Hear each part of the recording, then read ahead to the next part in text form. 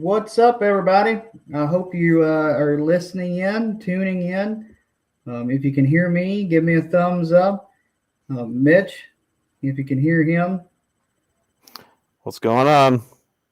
And welcome to episode 2 of Beyond the Bite with Jet and Mr. Fishing Ohio. Um, this episode, we got a really fun episode for all y'all. We're going to start off giving a top baits for the month of March, but one top bait for me, one top bait for Mitch over here, and then we're going to have a very special guest named who is just very famous in the kayak fishing community. He's been in it since 1997. Very infant of the community kayak fishing community. So we're going to get him in here after we do our top baits for this month. So Mitch, carry us away. All right. So for me, when it comes to March, there's really only two lures I could even choose from, just from personal experience. Typically, it's a month where if I do catch one, great, because sometimes we don't even have open water. But for me, number one, that time of year, it's usually the lure I catch a bass on first, more than any other. That's a lipless crankbait. Now, a lot of people throw red, but if someone made me pick a color, I would actually pick gold with a black back. And for whatever reason, that color has outperformed red the last 3 years. I can't even tell you the last time I threw a red one where I caught fish. I've been throwing a gold. And one of the biggest kayak bass I've caught has been on that early in the year. So very early April, almost March, freezing cold. And I caught one just drifting across the middle of the lake I was on. And he nailed it as I was kind of not trying, but moving to another spot. And sometimes I'll just throw one out behind me, and that one backed it. So oh wow, that's really about. And I really like doing that with a lipless. I don't like doing that with many other lures, just because they tend to get gummed up. They don't run true. But for crankbait, it's pretty easy to throw in like that. Yeah. So mine for the month of March, which you're fishing, what kind of water temp? If I get out there, it's usually low 40s. Yeah. So we're fishing mid 50s to high 60s. And if you know me, I'm a chatterbait guy. So yeah, you can cover a bunch of water with a chatterbait. Now, I do have to give it, it'd be almost a sin not to talk about a lipless for me around the Tennessee River. It is so famous. There actually was this weekend a lipless only tournament on Gunnersville I saw that. So it's kind of, for me, I'm a big chatterbait fan, and I just love it. But that was our top picks for March. It's just going to be kind of a thing that we do since we live so polar opposites. He's up in Ohio. I'm down here in Tennessee. So without further ado, we have a very special guest for this video. Tonight's episode is all about how to enter your first tournament, kayak tournament in particular. Rory says lipless is fire. It is this time of year. But anyway, this episode, we have the OG Kayak Jack, Marty Hughes, joining us. Here we go right here. There he is. What's up, Marty? Howdy. Good. It's all good, man. Thank you. So before we jump in, what is your favorite bait to use this month? Whatever catches a fish. That's great. You know what I use, man. Well, I do, but does the whole audience do? Oh, yeah, you're right. I'm so used to having telephone conversations back and forth. Yeah. I would say, I throw the Nico rig, man, 90% of the time, and it works year round. I caught my 5th Master Angler of the year already in Nebraska.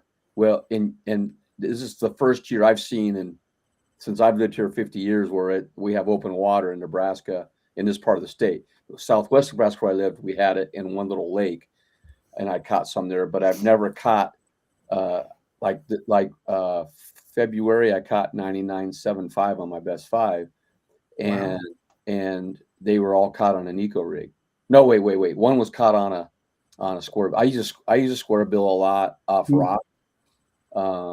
If it's there's a little sun, a little bit of wind blowing on them, that usually works pretty good. But normally I'm searching with the crankbait or even a chatterbait, and if I get bit, then I just throw the Nico out there and then I start catching it. But the Nico rig, it's a Z-Man Big TRD, green pumpkin or hot craw. I make my own Nico heads. I call it Snyder sleeve on it, and Trocar hooks usually. Sometimes Berkeley Fusion 19s, but mostly Trocar TK 150s. That's all I do, man. And then there's some things I tweak on the squareable to make it work better, so it suspends better. I want it to work like a jerk bait in a way. So I put a little weight on them, and I also use I'll tell you, I use braided line split rings. No, they're not split rings, but I use a braided line instead of split rings because today I had one hook in that. I caught a 20.75 today, and I had one hook in it, and it was twisting and turning, but that braid allow you to turn. So I would have locked it if it had been a split ring for sure. Yeah, that's what I use. That's a very old school method. Is the split ring? I'm old. I thought you were a young guy. You know, being in the kayak fishing since 1997. I got some stats here of Marty. He owned Turniacs by itself, which he's probably caught tens of thousands more fish. But he has submitted 2,419 fish. He has fished 344 tournaments, and he has 36 first place finishes. So that gives you definitely one of the OG status of the sport. You've been tournament fishing, I know you mentioned, since early 2004, around that time? No, or tournaments, I mean. I did, just a second. I can't get it off there, but no, I actually put on the tournaments for 9 years. I never fished them. I didn't. Wow. I felt like it was. I didn't feel right fishing a tournament that I was putting on, and so, like I told you before, I was a tournament director before there was tournament directors. Yeah. Basically, I was a PE teacher at the time, and I loved setting up tournaments for all kinds of stuff. I did Saturday stuff for kids and all that. And I just thought that's a little fishing tournament. I'd never seen one or been near one. Didn't know what they looked like. I just thought we'd have a fishing tournament. And so that was 2004.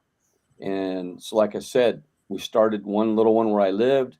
And then about 2-3 years later, a guy from Kansas City asked me if I would do something with the Heroes in the Water. And I said, yeah, sure. And so his name was Scott Mouseback, and he was in the military. And so we took the Lincoln area, and we called it the Kayakapalooza, and it was where you would catch a species each month, like crappie, bluegill, catfish, bass, and then for 4 months, and then in the last month we would have a live tournament, and then every penny went to the Heroes in the Water. The entries were paid to him. I just supplied the prizes like trophies and kayaks and stuff.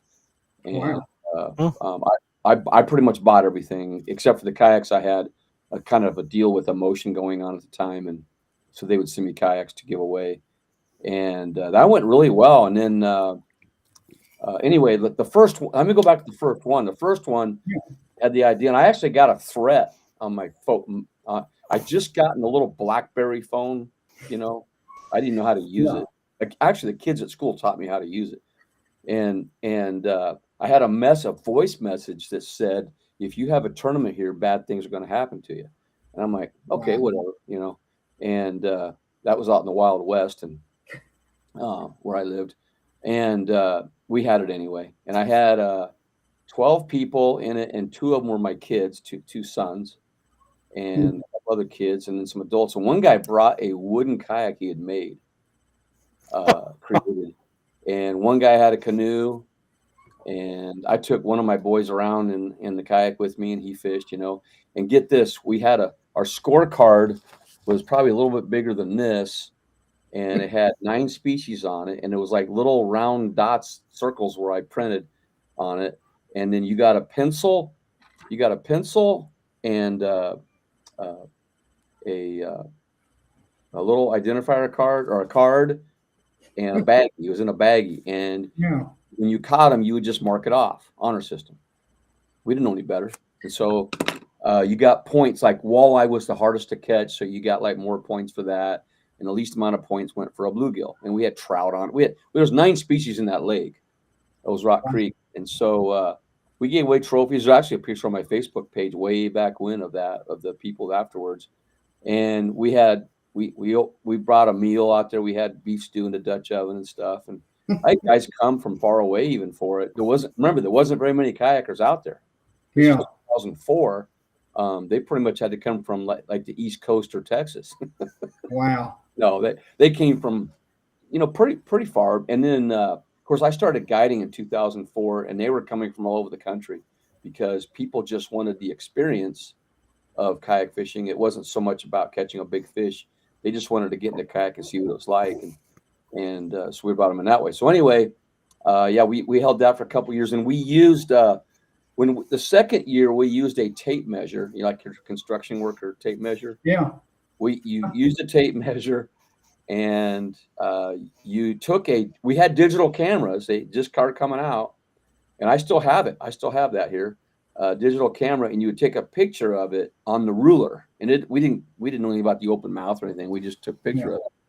And so then we went species and measuring. And then the third year we used the golden rule, which is very hard to see on it.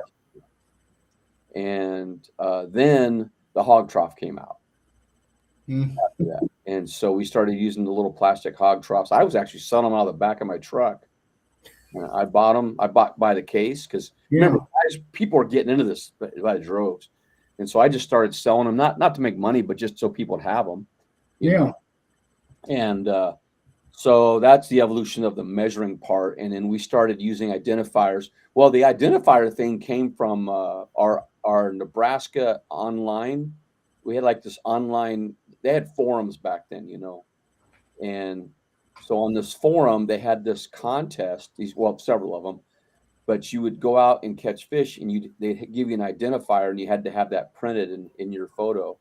And so my son and I would go out. They were like multi-species contests, and they weren't specifically kayak. They were just little contests. So that's how I came up with the idea of the identifier for ours that you had to have. And as we got more into it, and we saw what was going on in the country, we added all those things. But when Tourney X came along, we did not use any online platforms for the Kayakapalooza until way later. We actually used Facebook, where you would submit them on Facebook, and you had your own album on Facebook.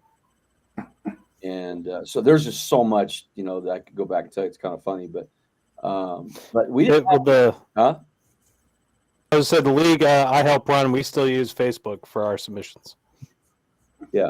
And then we went to the clipboard. We looked at them, and they recorded them there. But there was a lot. I'm trying to remember all of it. I'd like to write something about it sometime. I just haven't, but because it's all there on my Facebook, all the way back to when I started getting on Facebook, the history of all this. And then of course we did the kayak fishing story in some of my podcasts as well. I know. I've been watched your podcast for a while, the Conversations with Kayak Jack. Yeah.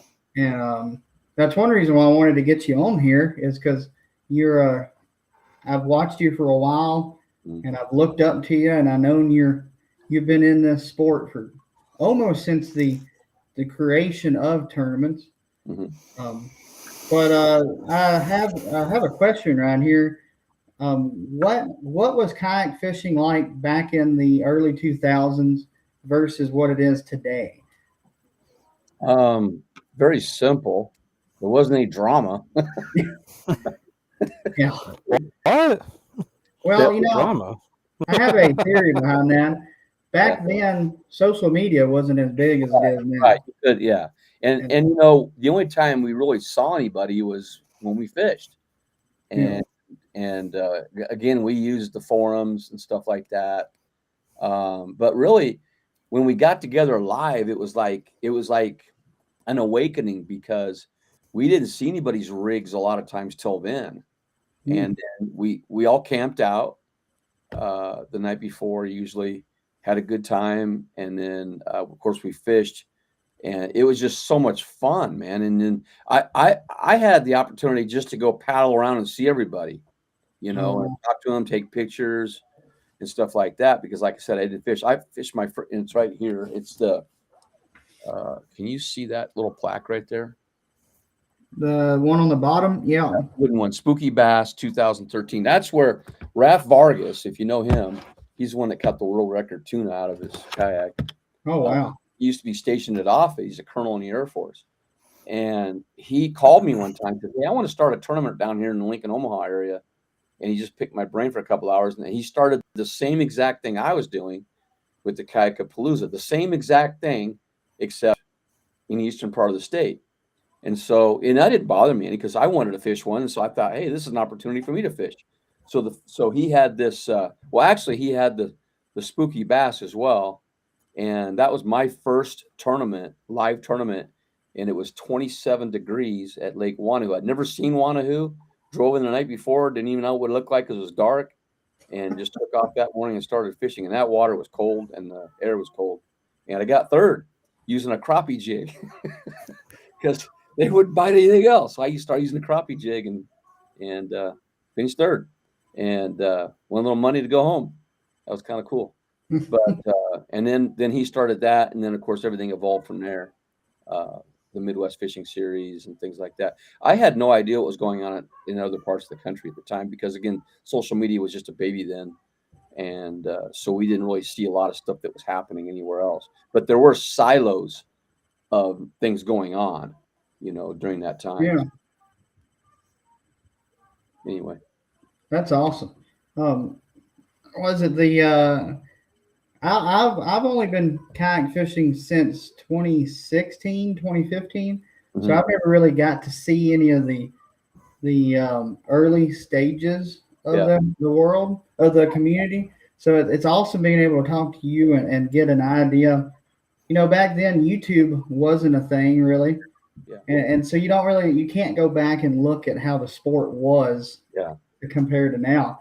So that's really cool to see the differences of what it was. And the other thing was it was a shotgun start, so it was really cool. It was like a kayak race. Yeah. And you know, I had paddled a long time, and we all had paddles. There might have in the first ones there were no pedals, but later on, the pedal guys, I don't know if they had an advantage on the speed because I could still pass them, but you know, longevity wise, they could go longer and they could keep themselves on spots in the wind. But we were all paddlers. Yeah. And that's one big difference is that it took physical ability to catch fish back then. Now you don't need as much physicality. You mean you're telling me that we're lazy now? I'm not saying you're lazy or we're lazy. I'm just saying that we found more efficient ways to catch fish. and it was efficient then, you know. Yeah. Yeah. You mean my experience with kayak fishing, I didn't start doing it, like I didn't own my first kayak until after COVID. But I was fishing out of something like a kayak when I was younger, back in like the early 2000s, because my grandpa had what was called a full boat, which was like a kayak canoe hybrid. It was made of wood, and you could actually take it apart and pack it up in a suitcase. But it was big enough for two people. And I remember fishing up in Michigan with that. And many years went by where I didn't have anything to fish out of. I was just a shore angler. But then COVID hit, and I was just like, I'm going to pick up a kayak. And I didn't realize how much fishing tournaments there were kayak related until I started looking into it. Wow.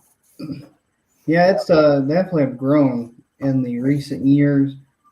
Which actually, I have a question here. What surprised you most, and why do you think it's grown so quick in the kayaking so quick in the 20 years that we've had a community, kayak community?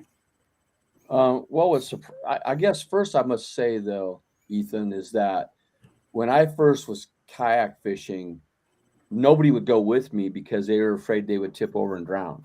Yeah. And and so Yeah. I'd have to tell my clients, look, imagine yourself sitting in a bathtub and try to fall out of it. Yeah. That's how stable you are. And now Chad Hoover says, sit on a toilet, try to fall off. Well, if you've been drinking, that's easy, uh, but that's how stable they are.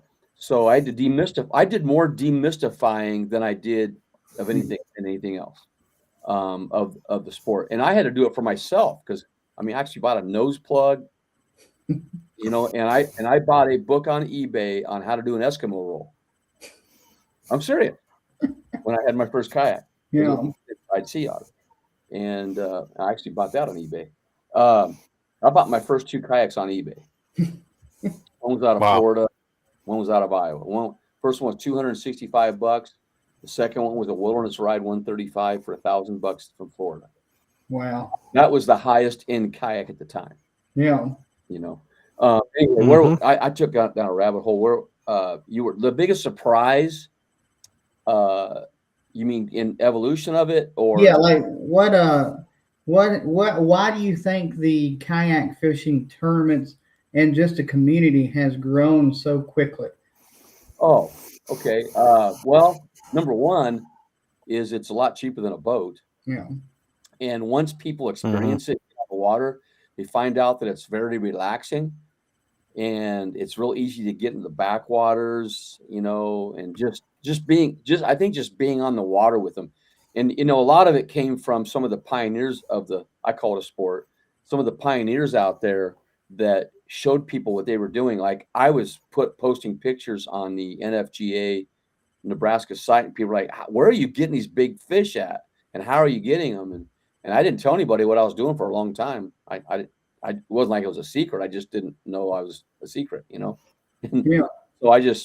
so when people went fishing with me, they saw that, or they would actually want to buy my kayaks right there because you couldn't find them, And then of course, some of the shops started supplying them then. But my surprise would be how slow it went at first because it just didn't grow for about 6 years there, and then Wow. once the media got a hold of it, which Yeah. that's the whole story in itself here too, it blew up. It literally blew up. I did seminars everywhere. I got invited to every expo in the area free, and they said we just want you to speak, talk about your kayaks, and you can have a free booth. And Wow. I didn't really need a free booth because I was already overwhelmed with guiding trips. We literally were swamped from when I got out of school and on the weekends, all in the spring, the fall, and all summer, we did trips. And my record was 141 guided trips while I was a teacher. Wow. And I charged $25 a person. Wow. Yeah. And that's crazy. Yeah, it's nuts, huh? But I was only interested in having some little gas money, for it. Yeah. And I only had to drive 15 minutes to No. go guide, and sometimes 20, 25 in there.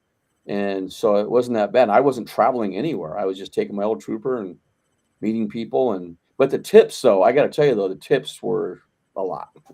Like, a lot. I bet.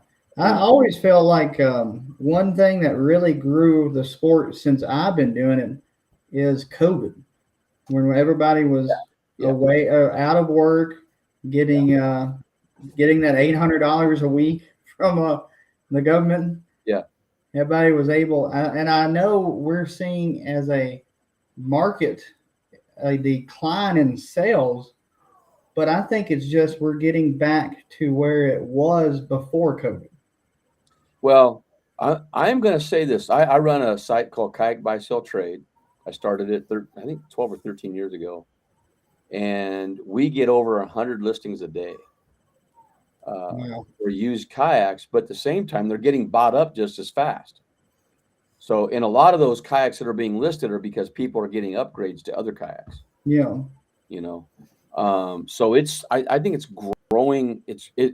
From what I've seen, because I know, because I'm helping with the KBF, and I'm just going to say like this, like for instance, this month participation wise, we're up about 75% from this time last year. Wow. So Wow. there's a lot of new people getting into it. I've seen a lot of new registrations. There's a lot of people that were in it that are inactive, of course, because Yeah. there's so many other things they can do out there. There's so many trails and things like and events out there. Yeah. But I would say that it's still growing very, very fast, because I get unbelievable amount of messages of people just getting started, and I'm overwhelmed, Yeah. you know, on what to say, what to do. But that's why I have my fishing intel site. I just prefer them there, and they can see things there. But no, that biggest surprise for me, I think, is it did take a little bit. Once you're right, though, I would say that COVID did. But remember, everything grew from COVID that was Yeah. outdoor related. Fishing aisles were empty, kayaks you couldn't get. There wasn't enough plastics anywhere. Yeah. Shipping was down. So I remember jackhammer being so much more expensive yeah, than yeah, it is now. yeah. There's so many variations out there now, and people are making them and things like that. So Yeah. anyway, there you go. See, are you hearing that ding? Yeah, I don't know what it is. I know some people have commented about Mitch's headset, but I don't hear him as bad as I used to. Oh yeah. I was. But Ben Wilkie, sorry if I butchered your name there. Marty catches more fish than anybody I've ever seen. I bet I don't get to catch many in Ohio. It's maddening watching him do the unlimited events with KBF. Yeah. Yeah, I like, man, for me, the drug is in the tug. And it was that way as a kid. I mean, I would go out with a plain hook if I didn't have something and still try to catch them.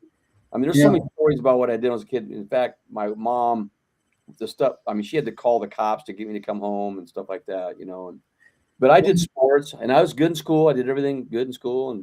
But man, if I had a spare hour, I was fishing. There was a pond behind my house, one place I lived. But I moved so much, I had to keep finding. I would just go out and walk with a fishing pole, and I'd look for golf courses. Hmm. And because they always had, Yeah. and then I get kicked off, but that's what I did. I walked the seashore, and there's so many other stories on that. But some guy the other day was like, I posted how many fish I caught the other day, and he goes, "Who's counting?" And I said, "Well, I am." But I've been doing that since I was a kid. I've got calendars where I just wrote the number of fish, the kind of fish. And we can talk about people getting into it later, about the things you can do to help yourself get better. Yeah. And that's what we're gonna. Oh, I don't know if he left or. Bitches. Hey, we gotta let him get a word in. He's leaving. I know. I guess he's gonna work on his audio right quick. Yeah. Oh. All right. Well, thank you, Ben, for that comment. I'll try to keep catching them. There you go. He's back. He moved me over to the middle now. Oh, there we go. Coming back. I'm getting dizzy. Sorry, y'all. Can you hear us, Mitch? I don't think he can.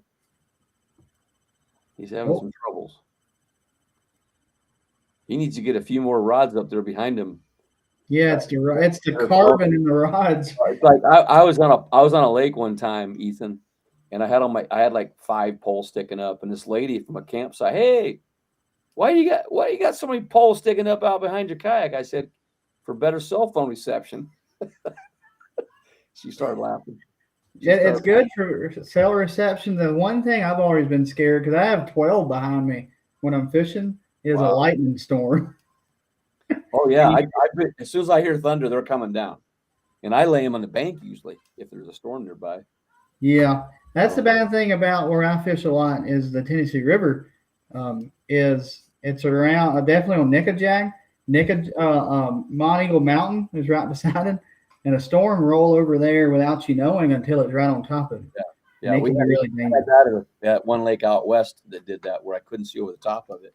Yeah, it was pretty quick. I get you. Yeah. Can you hear us, Mitch? You back? He can't hear us. Apparently, he really messed up his mic. I think he should just go without the headphones. Yeah, Just go live like with his that's video. what I'm thinking too. So, but anyway, what other questions you got? So, can you hear us now? I think I hear you. Yeah, I can hear you now. I don't know what There happened. you My headset just You're completely better died. off without that headset, by the way. Yeah, I don't ever use one myself, but I hey, don't- this is only our episode 2, so bear with us if you're watching. We're Thank you. sorry. I'm on episode like I don't know what episode, but we still have stuff all the time, man. Hey, I've been on your show before, and it Yeah. was. Heck, I've been on it a few times with the Yak Off Awards. Yeah, that's right. Yeah. Ben says, "Oh, Huh? that's where Mitch's extra vibrations coming from. He needs fewer rods and more sound deadening." There you go. We're just giving you a hard time. That's not even all of them. So, much cleaner audio. Thank you, Ben. That's so strange because this is like, I would have thought the mic would have been better than this old computer. So that's hilarious to me. It's crazy what computers can be, how good of audio they can get. Yeah, very strange. Wait, it's the reason this is funny. The reason I was using the headset is because I was in a chat call and they said they couldn't hear anything I was saying. It was so weird. So Wow. it must depend on the app. Huh. I hear some kids. Well, you're going to hear them now. Well, that'll be all right. It'll just sound like everybody else's house. Oh, yeah. I don't know kids, but it'll sound like you're at school, Marty. No, my wife left. She went to the basketball game. It was actually a district final. I didn't know they were going to play tonight, but Oh, dang. I'll catch up later. It's all right. Yeah. It's a good But was it so we can get back? I got some more questions as far as the evolution of kayak fishing. Mhm. What do beginners today have that anglers didn't back then? Oh, geez. They got it made is what they got. The information that's out there is phenomenal. See, we didn't have the information.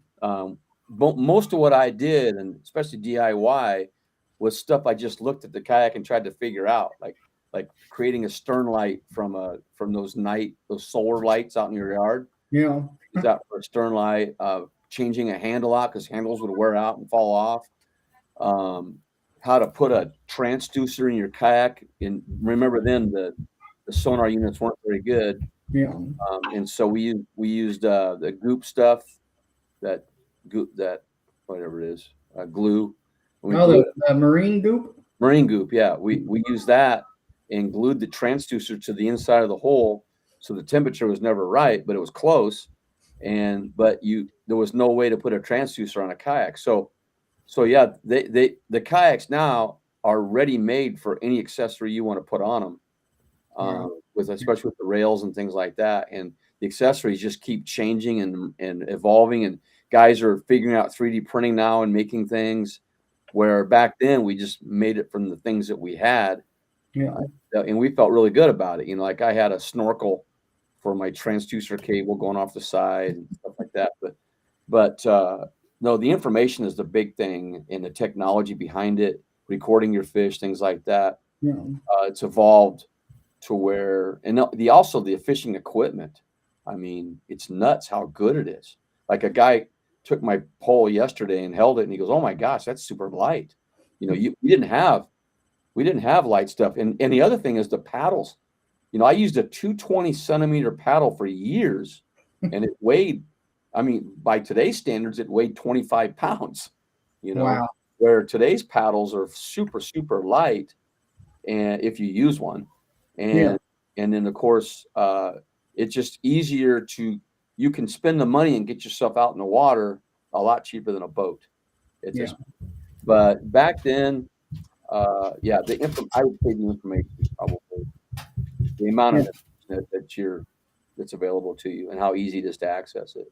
Yeah, that's one thing I've noticed. If you want to learn any way, like a technique specific bait or anything, you can go on YouTube now and learn. If you want to go and tear apart your engine on your car, you can learn everything you want.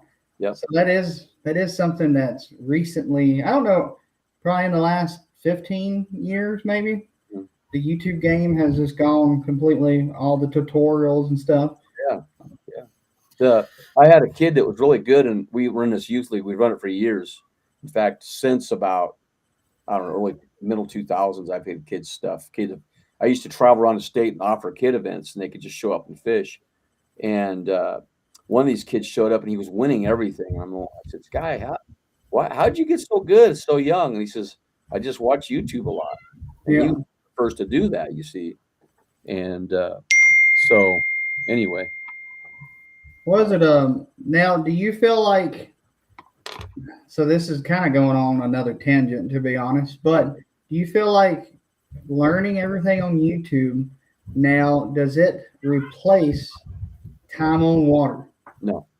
No. Not at all. In fact, you gotta put a filter on, you guys. Yeah. Here's what's deceptive. A lot of guys on YouTube that fish, they'll make a YouTube video, and it'll look like they're catching 10 or 12 fish, like one after another. And in reality, they're catching 10 or 12 fish in 10 hours. Yeah. And so that's deceiving to a beginning angler. And so what I try to do is watch uncut videos. Mm-hmm. I'll be making some this year uncut. And when you watch those, it's authentic. And I've had guys say that they would rather watch an uncut video than one of somebody that's cut it up and put a lot of stuff on there. The other thing is, how much can you learn from it? Because a lot of really good anglers out there, they create these videos, but they don't tell you how to do it. They just show you their fish. And like I do show a fish on my stills on social media, but I also put a tidbit of information there of, hey, I was on a windblown shoreline, or I use this lure or whatever. But a little tip in the meantime. But that can be deceiving. So you've got to really filter out what's going to work for you. And I would say that finding the right podcasts as well. Like this is a good learning podcast. It's authentic. And some of those podcasts that may not have the thousands of viewers, but they still have like nuggets of information. Like Wendell Fishing, he has one. He has Wyatt Hammond. I mean, I want to listen to that guy because he wins everything. Yeah. And he won the class or the championship last year, right? Yeah. And so you want to filter out that stuff and find what's going to work for you. Like I'm going to be honest, like Bass Talk Live and on Thursdays, day 4 with Frank Baelish, you can't beat that. That's authentic stuff. Yes. Yeah. You can tell when it's not authentic. What I think, and I don't want to downgrade, but there's a lot of stuff out there that's like ridiculous. I mean, come on, like, and it's just to get clicks. Yeah. And that's the me and Mitch, we probably feel the same, is that it's sometimes it's hard to edit a video and make it not seem like we're always catching them. Yeah. But it also, if you want to keep entertaining, right? You don't want it to be boring. So it's a very fine line between you're right, and struggle versus if you're not talking, you're gonna lose them. Yeah, but if you're talking the whole time and telling a story or whatever you're doing, people are entertained by that. And a lot of guys are at work, because I'm fishing, and they're at work and they're typing or something, and it's like white noise for them, And then all of a sudden you catch one. Oh, well, he's got one, rather than having to watch it the whole time. So in a way, it kind of is a good thing for a guy that's uncut out there. And people install it, but one thing I do in the off season when there isn't a lot going on fishing wise, I'll take some of my, like, as I call, like, B-roll and different clips from the year, and I'll talk about different techniques more in depth with the fish clip that goes along with it. And I have a couple of those videos that done all right. And I think people like that kind of stuff because while you also see the fish being caught, but you're also finding out like kind of what was happening. Because sometimes when you're in the moment, it's hard to talk about it. Like myself, I forget to breathe half the time when I'm reeling in a fish. So the audio is always enjoyable for everybody. I'm going like, Yeah, Yeah. that's the other thing too I was going to mention is that I'm a person who's so much in the moment that I don't really like the video because then I become a different person than I really am, and I don't want to do that. So I try to be as authentic as I can if I do make one, but I don't make very many. But this year, like I said, I'd like to do more uncut ones for people because they've asked me, hey, I just want to see you on a lake how because they go, I tried your Nico, I didn't catch a fish with it, and I want to know how you're fishing it, and what does it look like, and because there's so many things you can do with it. And so I'm going to do more of that to help people. But the problem for me is I can't really do it on my local stuff here because as soon as I do that, then 25 guys are there the next day. And it's not that I don't want them to find out my spot. I don't want it to be devoured by people who catch and kill. Because where I live, people catch 18-inch bass and eat them. Yeah. And or they just take them. And I'm not saying everybody does that, but a lot of people do. And so I have because a lot of lakes I fish are less than 100 acres. Yeah. That make a big difference. Yeah, and some of my best lakes are between 20 and 50 acres. Hmm. So it doesn't take long to devour those. Yeah. And I don't fish them. I don't, like I'll fish one here, and then I'll leave that alone for a week, and I'll go fish another one. So I don't fish them every day either. But I just always try to learn something new from that, on there. So Yeah. anyway. Good evening, Yak Bass. And I forgot to mention Brandon with Backdraft Lures. Good evening. Cool. So we're already hitting that 40-minute mark. So we haven't even got to the meat of the podcast. I apologize, y'all. But so the meat of this podcast was how to enter your first tournament. Okay. With Marty's experience over 20 plus years, there could be no better person, in my opinion, to answer some of these questions. Okay. And let's just jump right in. What's the very first thing someone should do if they want to fish their first tournament? First of all, keep it simple. Keep things simple. Don't look at somebody's video or their kayak and go, well, I need 18 rods. I need forward facing sonar. I proved it today. That's why I did that. I went fishing today. No sonar, one rod, one lure. I didn't even take any other lures on the boat with me. One lure, and I went out and fished on my open deck kayak, which is a Hobie Lynx. That's one of my pond hopper, and went out and caught master angler bass from Nebraska on that with using just that today. And I caught 4 others, and I lost one that was pretty good size.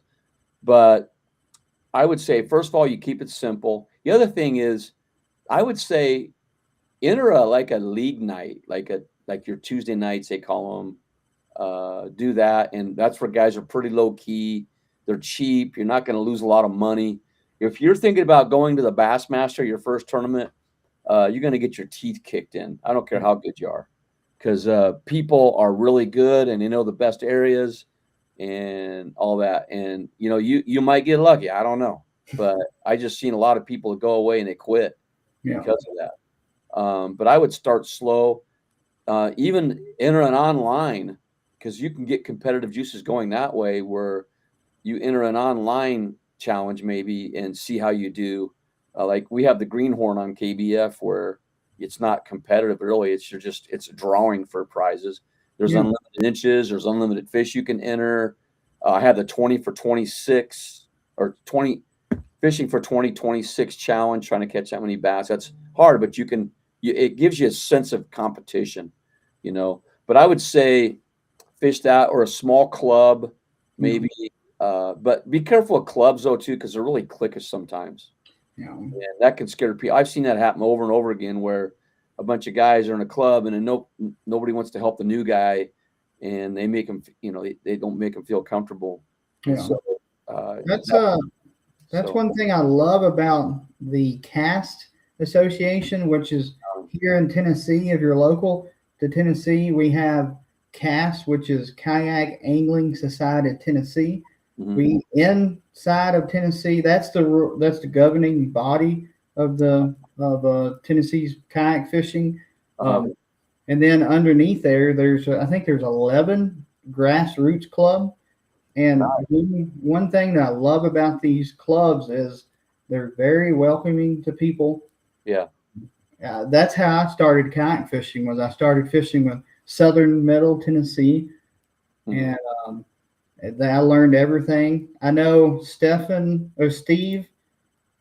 He just commented the KBF monthlies. That's Yeah. a great way. It's how much are they to enter, Marty? They're $60, but you can. If there's some competitive guys, there's some states that don't even have 5 guys, and you have a chance to do pretty well and qualify for the championship, the Yeah, challenge championship. But at the same time, enter the greenhorn. It's $75, but you get a catch board.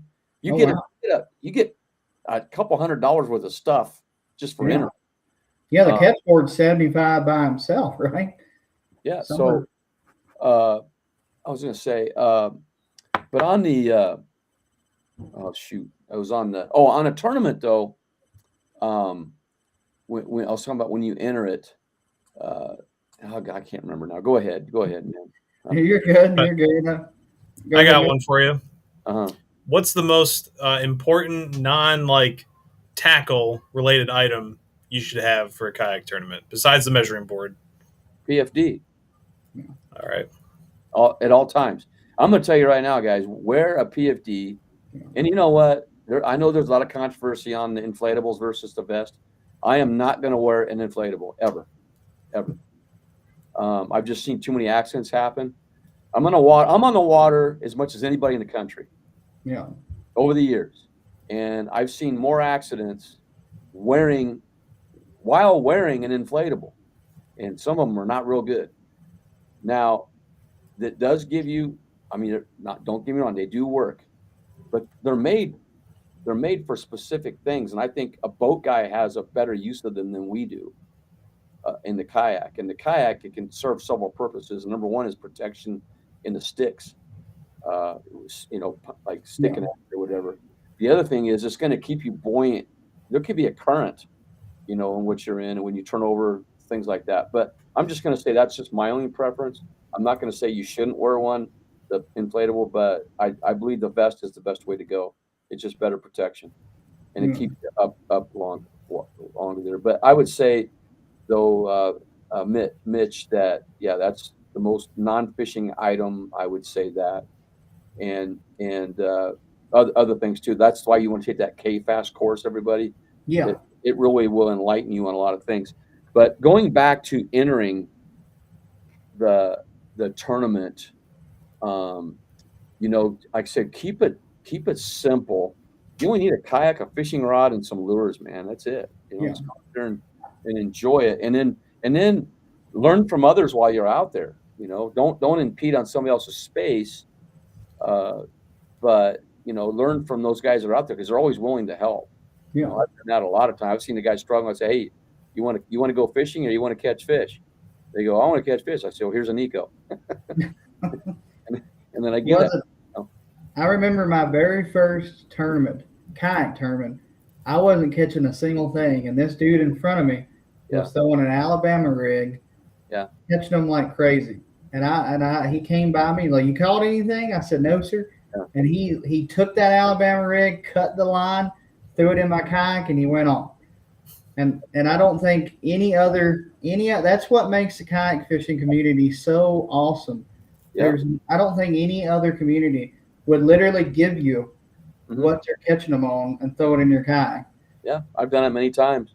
Yeah. The other thing is, the only time you're competing against the other anglers is when you launch. You get to a spot. Yeah. That's what you're competing. And I love to race. I mean, just like pedal power or paddle, motor, all three. I've done all three at once, even just go faster. So my dream event to fish was the Hobie World, is the Hobie World. Yeah. And watching the shotgun starts every year is just so funny and pretty cool. Yeah. They actually, Nate Gloria was in one from Omaha here. He was in it, and they actually have guys that try to take you out and get the other guy to the spot first. Yeah. That was in Australia. Well, Ryan Lambert, if anybody knows him, him and Jordan Marshall got it they were playing with each other, but I think Ryan almost flipped. Yeah. He T-boned him. Yep. And then the other thing I want to say, though, Ethan, is that, the only time you're competing is when you're trying to get to a spot maybe, and then you catch your fish. I'm not thinking of Ethan catching the fish during the tournament. I'm thinking of me trying to figure out the pattern Yeah. during the tournament, and then you compare results afterward. Like, it's nothing. I have guys all the time come up and they, hey, I only came here to do one thing today, and that's beat you. And I finally did it. And I'm like, really? Is that what you're here for? Yeah. I'm here to catch fish and then compare results after. And that's all you got to do. But don't make somebody else feel bad because you scored higher or whatever. Yeah, you got lucky that day and that your fish were longer. It's okay.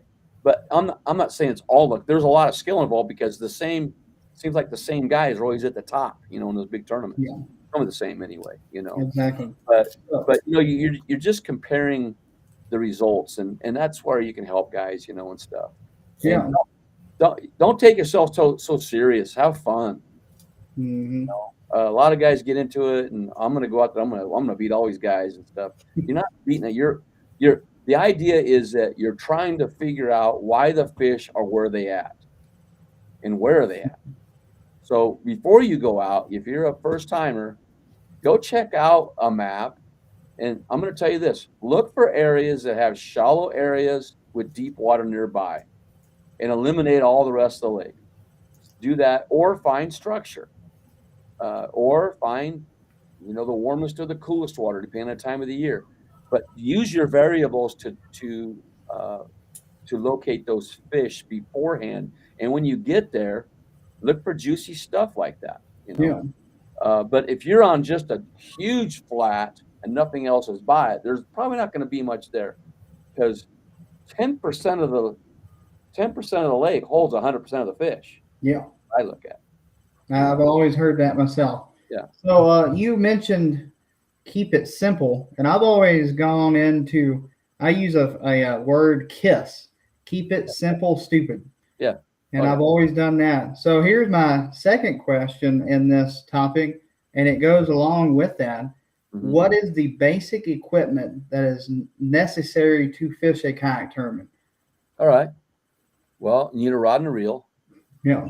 Depending on your confidence, the bait that you think you might do best at. Always have a confidence bait, and when nothing else, like, you want to try, don't be somebody else either. Yeah. Ethan Jett's throwing the frog out there. Oh, I'm going to do that because he's doing it, because he's really good, and I want to fish like Ethan Jett. No, fish what you think is going to work for you. Yeah. So for me, I'm going to throw the Nico. That's what I'm going to throw, but I'm going to search for fish first. So when you go out there, have a search bait, whether it's a crank or a chatterbait or a topwater. Search for fish. When you get bit, and maybe you're not getting bit, you can go to your confidence bait, which could be a Cinco or whatever you're going to use, and then you start using that and try to get bites. The other thing is, I think this in my head. I'm only going out. You're a first time tournament angler. Go out and you're trying to catch one fish. Try to catch a fish. When you catch that fish, you have now established your pattern, believe it or not. Now you know what to do. How did you, like today, when I caught that big one, I caught it when I paused it a little bit longer. I paused a little bit longer. So I said, okay, I got to slow down. And that's what I got to do today. And sure enough, I caught, 3 more after that. Yeah. So you got to figure out and that's the fun part, is figuring out the pattern. After you catch one fish, then you can focus on your limit, which is 3 to 5 usually. Yeah. All right. Once you get your limit, then you go, okay, now I'm looking for an upgrade. And I'd like to get 2 upgrades, but I'm going to focus on 1 upgrade first. And then I'm going to look at the results and go, wow, I'm in the top 10. Now I'm going to try to win. And so that's when you go for your bigger fish if you can, if you haven't caught them already.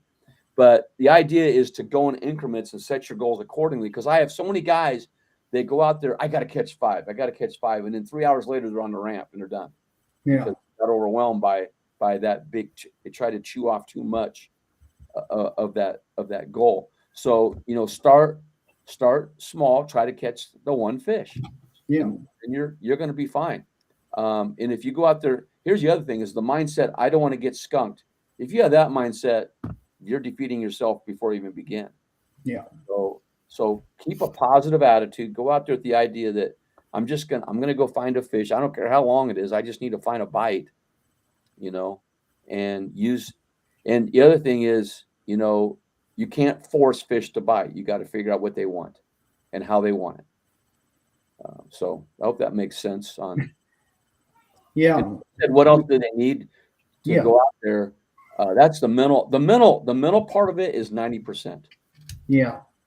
Everything else, I mean, 10% of that is make sure you bring the right stuff of your catch board, your identifier, a net. I would recommend a net. You know, I mean, you could boat flip some things, but I like to use a net in the kayak because we're so close to the water there and stuff. But and then I said pliers. You need to have some kind of first aid with you just in case. Yeah. Make sure you always have plenty of water and nutrition. Guys don't eat the whole time and then their mind goes, you know. So you want to make sure you have that. I'll give you another important one that people it's ruined people's days. Not having an extra identifier and a permanent marker. Yeah, that's true. And you're right. And I've lost. The newbie is what I'm looking is the equipment. So you got your kayak, your rod, and then you need a catch board, which is most of the time we're only using the metal ones now. I guess you can use that carbonite. I use carbonite. They go back and forth on that. Yeah. And then also your PFD, you wear it at all times. Yeah. And a 360 light. Yeah. That's the bare minimum. Yeah.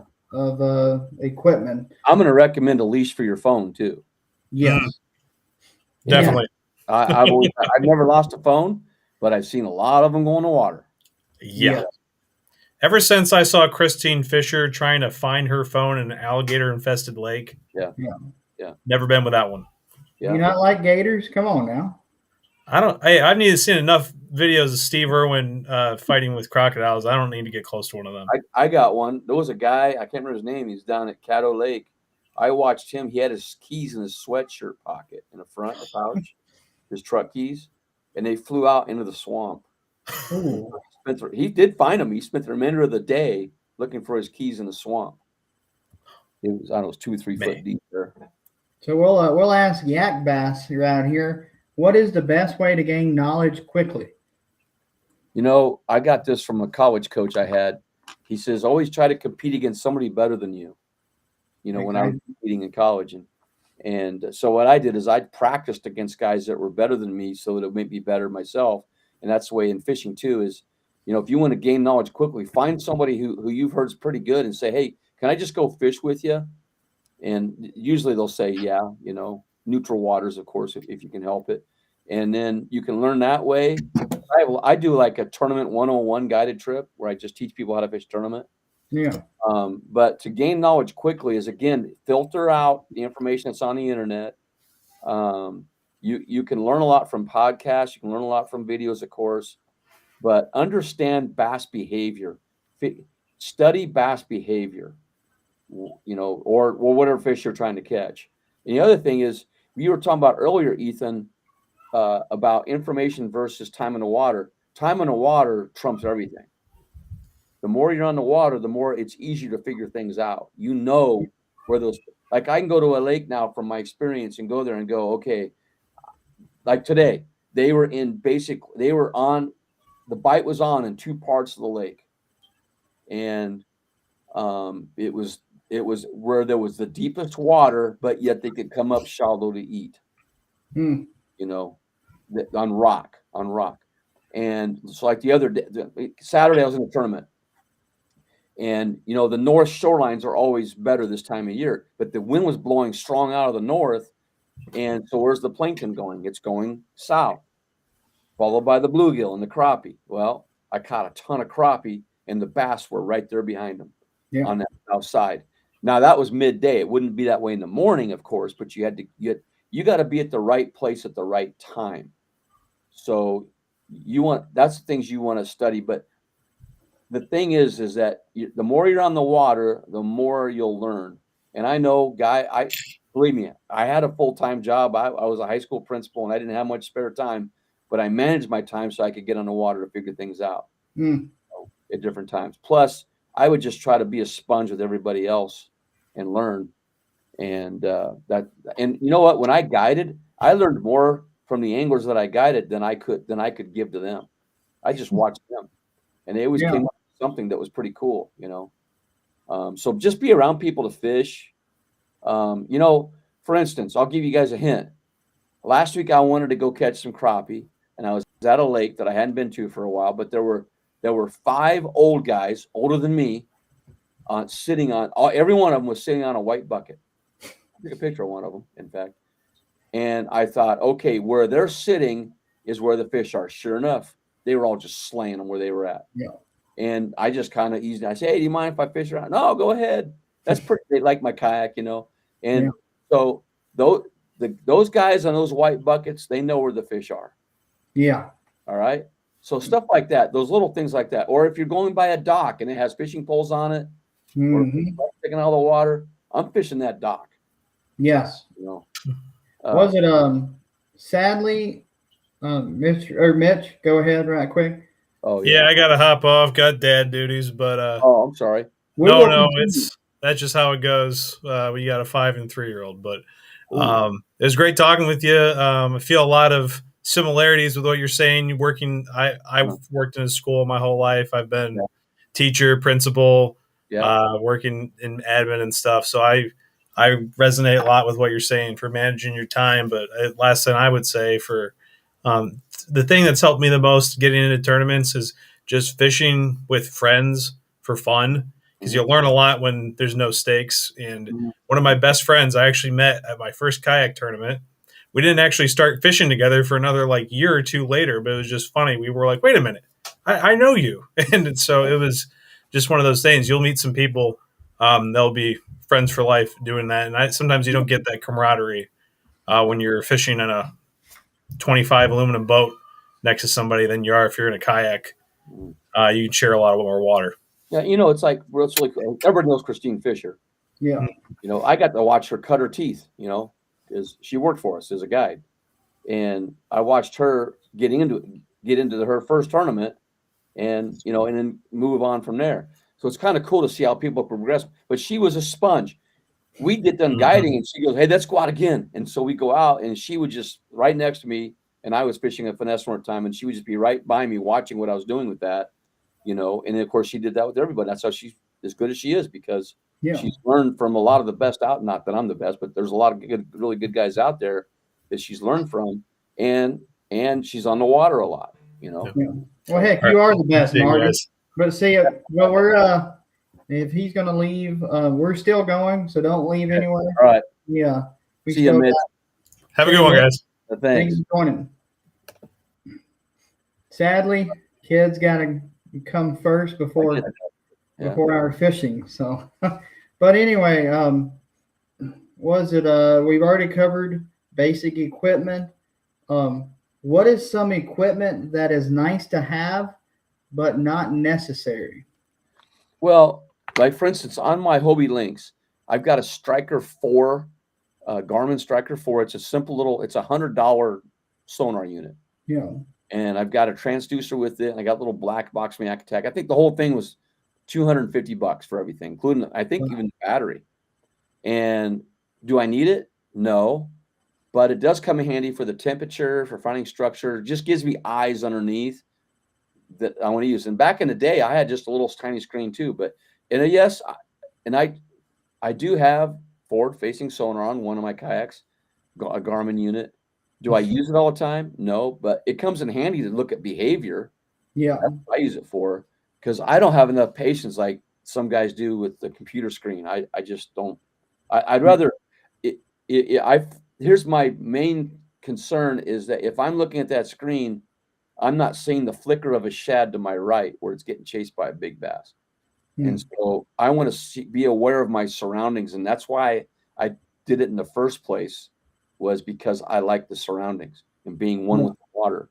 So that's just how I do it. Now, there's guys that are just machines and all they do is stare at that thing all day. Yeah. Nothing wrong with that, but that's just the way they do it because that's what they've done their whole lives. So I could never do it, but it is changing the way the sport is fished. Yeah. And I don't have anything against it. I just I don't either.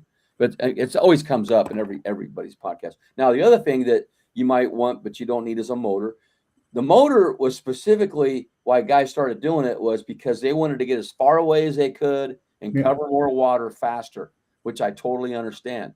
For me, and this is why I feel like sometimes we can catch a few more fish than boats, because a lot of times in a boat, the mindset is, well, I can get over here really fast if this doesn't work out in a few casts. Yeah.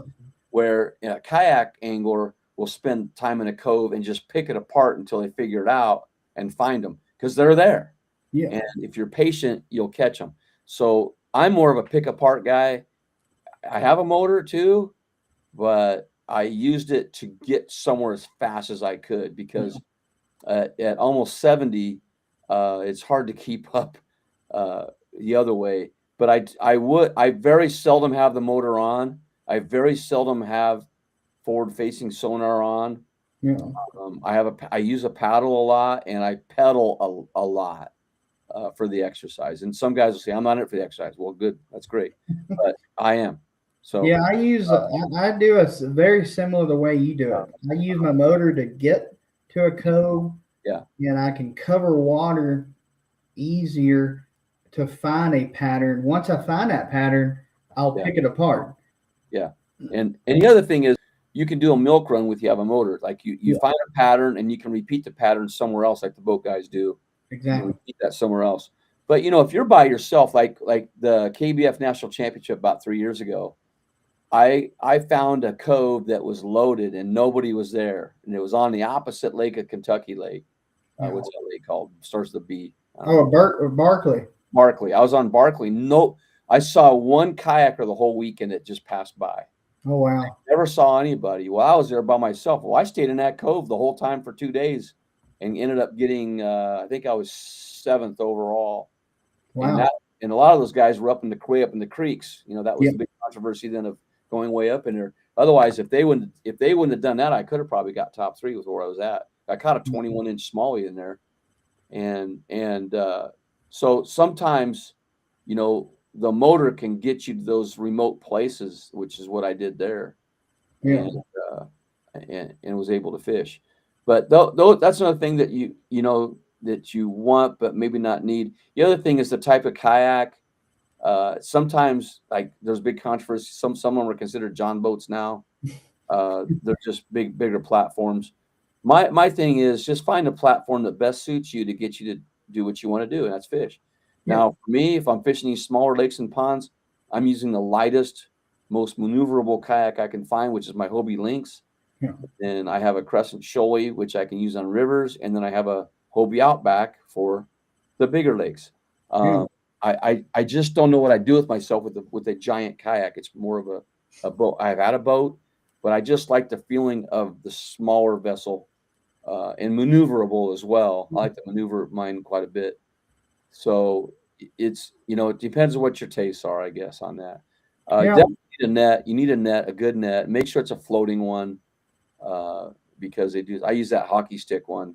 Oh, the what is it? Broken twig or what is it? Broken twig landing net. Yeah, I just got one. I love it. I love that thing. Yeah, it's tackified, and it's an actual hockey stick. I use that. It does float, right?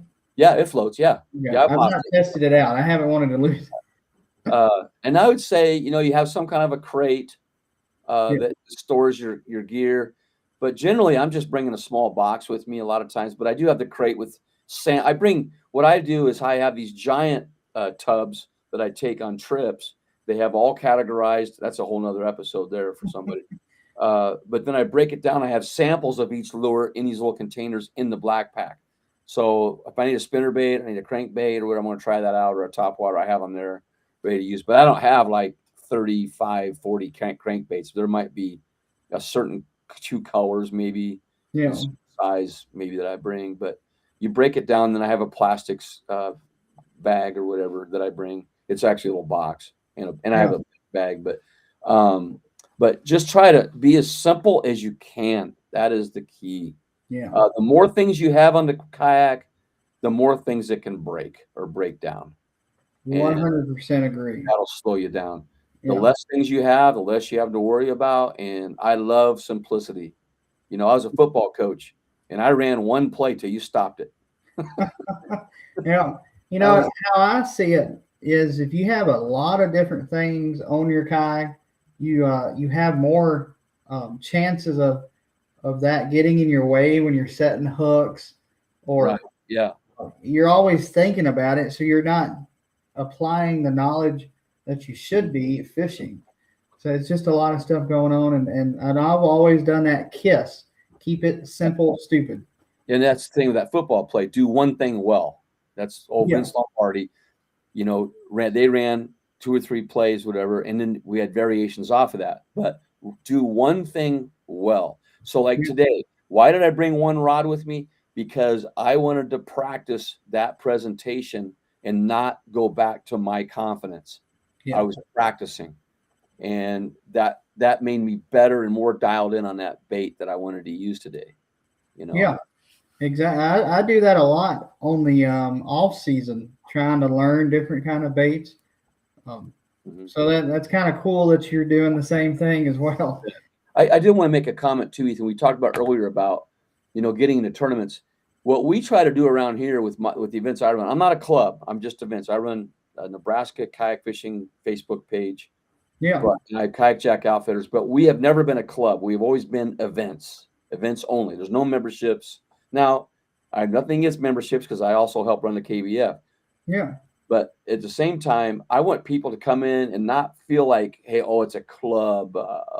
You know, no, these are just events people show up. But if you're a tournament director out there, maybe you're thinking of this, maybe have a couple divisions. That's what we do. I have a red and white division, like the Huskers, red and white. And the red is for your more competitive anglers, and the white is for somebody who's never won a check. And so you can enter either division, and you're fishing at the same time. And what I found is that those reds, they'll help the whites because they're totally different divisions. Yeah. And then if you win the AOI, you got to move up to the competitive division the next year. But otherwise, you're in that division. But in our draw, and by the way, we give like little checks or whatever to people. But if you want to do a side pot, the side pot's available for anybody on the competitive division. This division does not have the side pot, and she's like $30. But generally, what we do is we have a drawing for prizes afterward, and anybody can win. Yeah. And so we have an angler of the year in the white division, angler of the year in the red division, and you know what? We have had there's never been any drama. It's been smooth. We've been doing it since 2017. That series, and it's catch all you can. It's not 5. It's a catch all you can. And then we have fun events like the doggy paddle, you know. Yeah. No sonar, no motors, stuff like that. And then of course we have, you know, you guys that are running tournaments too, the onlines, you got the guys who have their honey holes. I have mine. Yeah. I can pull 5 bass out there, pretty good size out of one lake. But how about 5 different lakes and 1 bass from each one? So we run 5 lakes, 5 bass. And now Moyak has picked up on it. He's going to run it that way. And so you have 1 month to get 5 bass off of 5 different lakes, 1 bass from each one. And then we take a break though. We go April, June, and August this year. Next year, it's going to go May, July, and September. So it's going to challenge anglers that are out there, and they can fish their own time, you know. So those are unique events that you can make fun for people. And then we have a Monday night league. Ethan, this is another great way to begin things, guys. And start your own. If you're a beginner, you want to get things going, we don't charge any entry fees for this.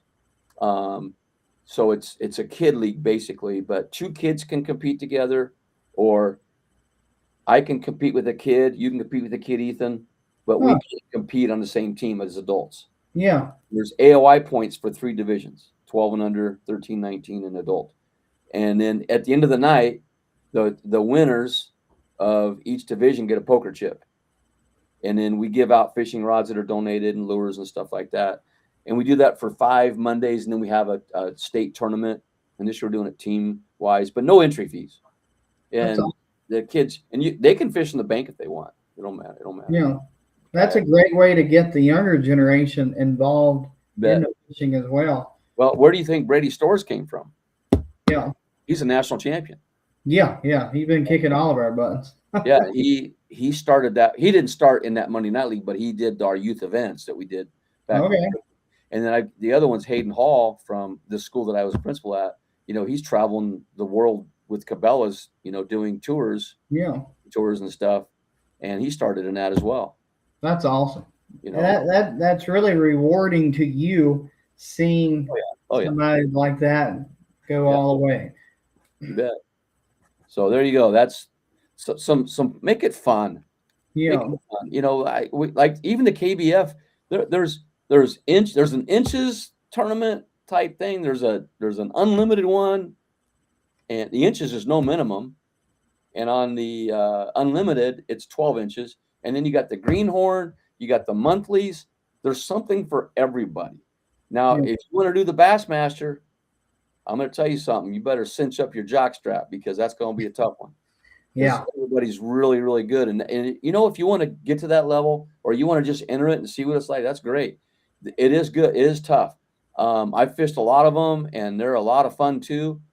Like your Hobie series that they had. You got the team kayak series. The team thing is really fun too to do as well. And then what else is there?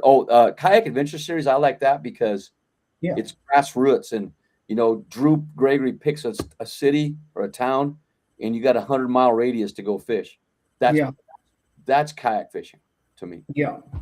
And you don't have to really fight for a spot and worry about somebody being there the next day or burning it up or whatever. Yeah. So. Was it you talking about getting your teeth kicked in? Steve, he commented a while ago. He fished his first kayak tournament on Guntersville during. He was there. Yeah, I saw him there. Yeah. Was it the KBF championship or something? Yeah. Okay. Yeah. He said he got his teeth kicked in, and it is true. You get up there to those national level tournaments, they're there to win. Yeah. And then I want to say about Steven Sturgeon though at the KBF. The KBF is an event. Yeah. It's a national championship, but I'm gonna tell you right now, I have more lifelong friends that I've met in the KBF Nationals than any other event. Wow. And I've been to every one, and I've seen the highs and lows, but I will stay with it because that is the grassroots of kayak fishing. Yeah. And there's, like I said, the Tennessee, you guys got it going there. A lot of people have it going everywhere. And that's why you don't see a lot of guys travel out of their state because they have it good where they're at. In Nebraska, we don't have big venues like everybody else has. And I just enjoy traveling the country, in retirement age and the golden years and going out and seeing all this stuff, Yeah. Will Sanders says, get these kids off Fortnite and into fishing. Yes, sir. Yeah. You too, Will. Put that phone away. Yeah. We all know you're playing Fortnite. He's a stick because he's on the water a lot. Exactly. And here's the other thing is, I said this the other day, we got to get our young kids out in the outdoors because those are our lawmakers 20 years from now. Exactly. And are they going to defend our resources, or are they going to say, oh, I had a terrible experience, or nobody ever showed me, we don't need that lake. We don't need this. So we're going to do this. We're going to take that lake out and put a development there. Do you want that, or do we want to get kids involved now and show them how much we respect the outdoors and the conservation involved in it and everything else? So we need to get kids like Will Sanders out there. Now, my question is, and I didn't actually have this on here, but what's the best way to get a kid into the kayak fishing game, since you've seen the type of kids that are entering your events and stuff? Well, number one, sometimes kids have a little fear of the kayak because they think it might tip over too. So I never give them the fishing pole first. I always say, hey, go out and just paddle in it for a little bit. And they go, oh, this is fun. And then I said, would you like to catch fish in it? And so I bring the pole out with me, and then I hand it to them. I might even cast for them, and I'll get a fish on and let them experience bring it in, especially a smaller kid. Now, teenagers are different.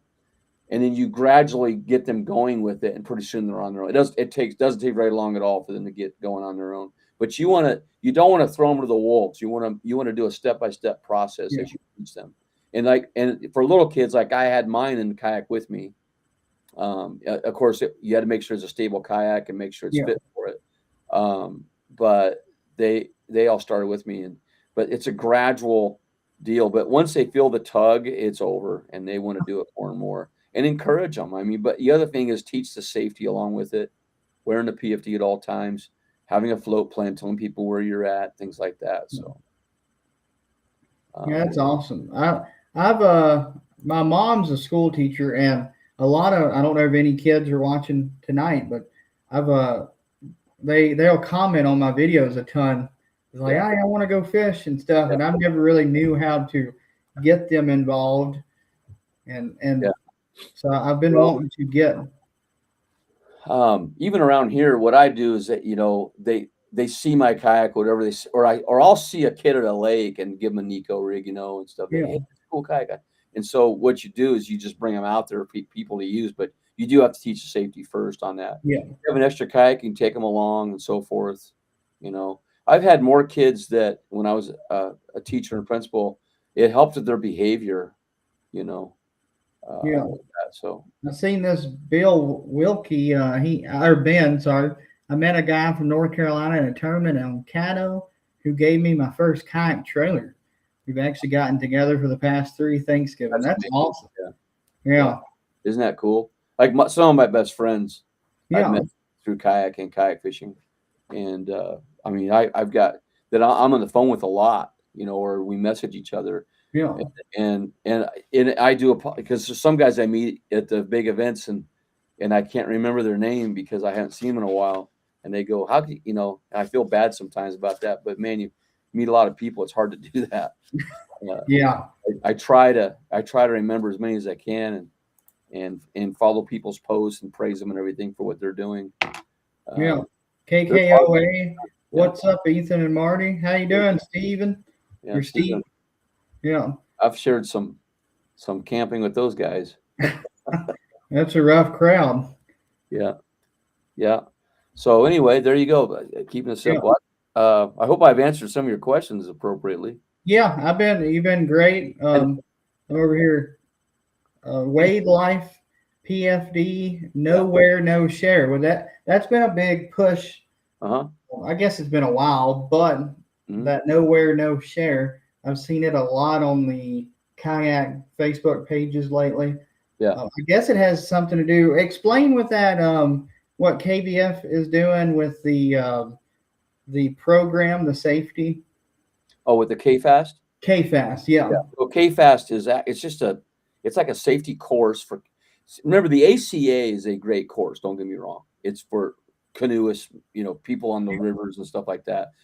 The cost of it, by the time you go for a week and pay all the fees, you're out probably $1,000 to $1,500 and a whole week of your life. Where the KFast is a $25 fee for about 2 hours of the basic safety training. And there's increments. You can go to different levels with it, and eventually it's going to cost you, I think at the most about $250 total. But you can actually go out and be a trainer for them as well. It's a grassroots effort to provide safety and promote safety for kayak anglers, because as you know, we've had a lot of tragedies in kayak fishing. In fact, the leading cause of drownings in Nebraska is kayaks. Wow. And I'd say most states are probably in that same realm. But this KFast course is very comprehensive, very well put together. KBF and KFast, they're kind of teamed up together with it as well. But I think if you guys are on here and you haven't seen it, it's just kfast.co, I think. Yeah. $25 to take it. And, it's not about like trying to make a lot of money or anything like that. It's just the safety thing. Because I've seen, I don't want to get into it right now, but a lot of stuff in the past or saving lives and so forth. And I've worn mine from day one and will continue to do so. I have too. I've never been in a kayak without a life jacket. Yeah. So no, I can say that I've been on the landing before and forgot to put it on the landing. I gotta go get it. Yeah. I have gotten in my kayak and started pushing off, Yeah. I wear the. I know you're against inflatable, but I always wear the I know. inflatable. Well, I'm not against them. I'm just saying that I'm not going to wear one. Yeah, That's but just, I am planning on doing that K fast. I like to do it yeah, it's, to help other folks as Yeah. well. yeah. You could actually be an instructor and they will pay you to do that through your, you for what the fees are, they pay you. Yeah. I There's could care less about getting paid. If I could save a life, that's worth it for if me. you save one life, that's worth Yeah. it. And that's what I teach I actually teach a college kayak fishing class here. And Okay. the first thing we talk about is safety. I have a regular curriculum and all that. And actually I just finished a curriculum for the Nebraska Game and Parks here that I'll submit to them. Oh wow. They've got a trailer now that people can use with the kayaks on it, but they want to have a curriculum to go with it. So I created that for them on that. So we're getting up on the hour and 30-minute mark, which we usually only do about an hour. But Marty is such a fun person to talk to. Hold on, Ethan. Huh. I'm the teacher in the school. You can tell your mom this. I'm Yeah. that one teacher in school when the bell rings. No, Yeah. we're not done yet. Stay here. Yeah, you're the one who. I always hated those guys because I'm one of those teachers. yeah, it was always the one course I absolutely hated, like algebra or something real hard, and it's like, let us go. Oh, they were ready to go. Believe me. Yeah. Just had to put that in there for you. Oh yeah, yeah. So what is your so one of the last questions I'll ask, what is your pre-launch ritual, if you have any? Pre-launch ritual. First, I'll tell you. Yeah, it's a ritual, but it's when I wake up, I thank God for I get this day. Yeah. Give me this day. I go right into a devotion. I read my devotion. I take a Bible verse and I break it down. What does it say about God? What does it say about us? And how can I apply it to my life? And then 3 things I'm grateful for. And then I write something I'm looking forward to, which could be that tournament that day. And then I eat breakfast, some kind of breakfast. And then I start getting my stuff ready if I'm already there. And I have a checklist on my phone that I check things with. Yeah. But I have a routine there that I put my stuff together with.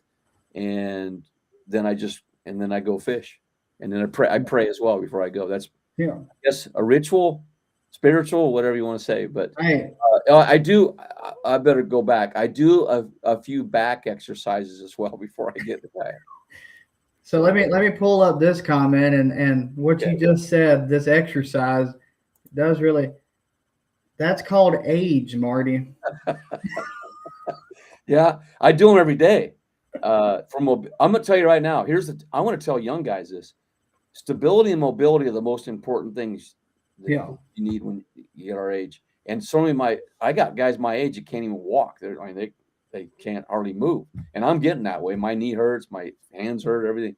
But I got to keep moving. But you need to get yourself in a fitness program all the way through. Otherwise, you won't be fishing in your 50s and 60s. I'm fortunate that I did do a lot of exercise because a lot of the guys, they say, oh, my back's so bad I can't even get in a kayak now. Yeah. And so you want to keep yourself moving. Like Jake Subak has a program just for kayakers. But I do a lot of dynamic mobility that helps. And I've been very fortunate that way to do that. But yeah, age, we do wear down a little bit, but I'm going to keep going because the catching a fish makes that pain go away, I guess. Yeah. At least that 30 seconds of your fighting, you don't feel nothing. I don't feel, it's like you played high school football. Yeah. So when we went on the field, it was like nothing else mattered in the world. Yeah. Right? And that's how fishing is. Nothing Yeah. else. That's exactly. I do a lot of drag racing, and for those, the Fast and the Furious quote, for those 10 seconds or less, nothing. You don't worry about nothing. So that's right. I completely understand. Fishing is the same as me. It is the same for me as well. That tug is the drug. Absolutely. Yeah. But what is one? This will be the last question I'll ask. What is one sentence advice to someone entering their first tournament, and then we'll end it there? just be you. Don't just be you. Yeah. Just be who you are. Have fun. Enjoy the day. Ask a lot of questions. You know, and just be you. Don't try to be somebody you're not. Yeah. And the more authentic you are, the more people gravitate to you. Exactly. Not that you want that. And some guys, there's some guys I've never seen in a tournament yet. Their names are on there, you know. Yeah. But I would just say be you. Be you. That's amazing. Yeah. And that's what I think a lot of more people should do that. Yeah. Is because you get a lot of, in today's social media, Uh-huh. and there's a lot of drama. Yeah. Oh yeah. And it's just, and it's where people are trying to be somebody they're not. Right. Right. And if you just be you, Yeah. it would be so much simpler. You wouldn't have to worry about all the drama. And which I don't know if it's solely based off of social media. It might be the drama. It might have been drama ever since it was created. Fishing was created. It just wasn't everywhere like it is now. But definitely, I love that. Be you. That'll have to be the title of this video. Be you. Be you. But I just like to thank you very much, Marty, for coming on, hanging out with us for an hour and 30 minutes. We're just now hit an hour and 31. So thank you for joining me. It's been a blast. Hopefully, everybody learned a little bit. If you didn't learn anything, I'm sorry. But we had a good time. One thing, maybe, I don't know. But the main thing is just have fun, man. Just enjoy each day you get. Yeah. And I know you're hungry, Ethan. I know you have. I eat before the podcast, so I'm good. I go another hour and a half, 2 hours. Surprised you haven't heard my stomach rumble because it's been rumbling. But anyway, no, it's been a pleasure to do that. And if anybody wants to ever reach out, find me on Facebook. Got lots of stuff for you. Check out the KBF. Even I'm just trying to. My goal is just to help make kayak fishing better. I am not an expert at anything. And I just want to help people enjoy it and make it better for them. Exactly. Do you have any sponsors you want to thank before you leave? I have a lot of people that support me, yes. Eco Fishing Shop's one. Kayak, go to them. But I've got a lot of people that I partner with, and it is for the sole reason of making kayak fishing better. It's not about me. I've never asked for anything. People just like, hey, we see you use this, and could you help us promote it? That's fine. But I am not one to say, well, I have a jersey with all of them on it, but that's because it's kind of required by those sponsors. So but otherwise, I just try to be as authentic as I can, and help people. And I think that's why these people partner with us, because they know that we're going to do it authentically. Yeah. Exactly. Is there I know you mentioned earlier, but tell everybody where they can find you on Facebook. Marty Hughes or Kayak Jack, or Marty Hughes Fishing, or Kayak Jack Outdoors. I have a page called Fishing for 2026. That's pretty cool. Nebraska Kayak Fishing, Kayak Buy Sell Trade, kayakjack.com. YouTube is Kayak Jack. And we just I don't want to have like one sole place. Want to spread out a little bit, and then just there's somebody out there that wants to do something a certain way, whatever that is, there's something for them. You want to sell a kayak, you go to Kayak Buy Trade, buy it, Kayak Buy Sell Trade. So that way there's opportunities for all kinds of different things out there, and all the events that we have, and also ideas. Like, I love it when people are taking the ideas that we created and then creating their own tournaments from it and having to it. That makes me feel good that we're progressing. And it's not all about just the 5 bass. It's about getting out there and fishing and enjoying it, and then meeting other people and having a good time. I know everybody I've ever talked to about you, they say all good things about you. Even they say you're a little boring, but that's boring. Come on. Just kidding. But anyway, thank you for joining us, and I'll talk to you in the background. Okay, that sounds good, man. I'm here. All right, guys. Thank you for joining. I know Mitch had to leave, so sorry about that. But thanks for joining episode 2. Hope you all enjoyed. Marty is a great friend of mine. We pick all the time, we text all the time. But if you have any other questions, feel free to reach out to him, reach out to me. I'm on Facebook, Instagram, Ethan Jet on Facebook, Jet's Fishing Adventures on everything else. So just reach out, comment below on this video. I love to answer questions. Marty, he has all that list. He'll answer anything you got as well. But thank y'all for watching. We had a pretty good audience. I noticed it got up quite a bit. So thank y'all. The next episode, episode 3, will be March 16th. And that's going to be all about the Bassmaster Classic and the championship, the kayak championship as well. We're going to cover the new things that I seen at the Classic Expo. So if you're going to the Expo, the Classic, hit me up because I'll be there at least one day, maybe the whole weekend. So just let me know if you're going to be there. We'll meet up. And but anyway, we're going to end this. Thank you all for watching.